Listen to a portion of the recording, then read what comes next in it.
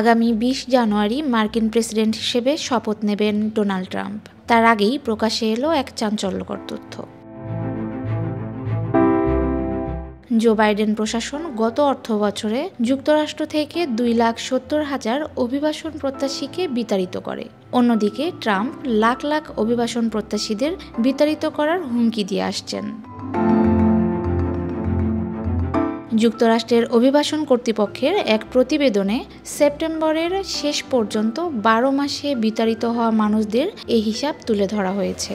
আর এ সময়টিতে ট্রাম্প তার নির্বাচনী প্রচারণা চালিয়েছেন। তার প্রচারে অভিবাসন ইস্যুটি উল্লেখযোগ্যভাবে গুরুত্ব পায়। গত বৃহস্পতিবার বার্তা সংস্থা এএফপির প্রতিবেদনে বলা হয়, অভিবাসন প্রত্যাশীদের বিতাড়িত করার এই হিসাব বিদায়ী মার্কিন প্রেসিডেন্ট জো বাইডেন প্রশাসনের করা চূড়ান্ত বার্ষিক প্রতিবেদন। আর এ সংখ্যা গত দশকের যে কোনো সময়ের চেয়ে সর্বোচ্চ। এমনকি প্রেসিডেন্ট হিসেবে ট্রাম্পের প্রথম মেয়াদের চেয়েও এ সংখ্যা সর্বোচ্চ।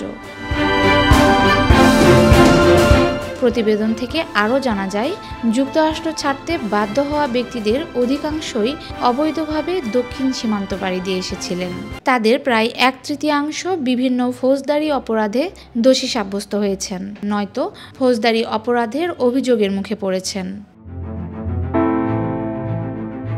হিসাব অনুযায়ী 1,10,00,000 থেকে 1,50,00,000 মানুষ যুক্তরাষ্ট্রে অবৈধভাবে বসবাস করে। তবে ট্রাম্প ও তার সমর্থকদের দাবি, বাস্তবে এ সংখ্যা আরও অনেক বেশি। ডেস্ক রিপোর্ট, সাম্প্রতিক দেশকাল।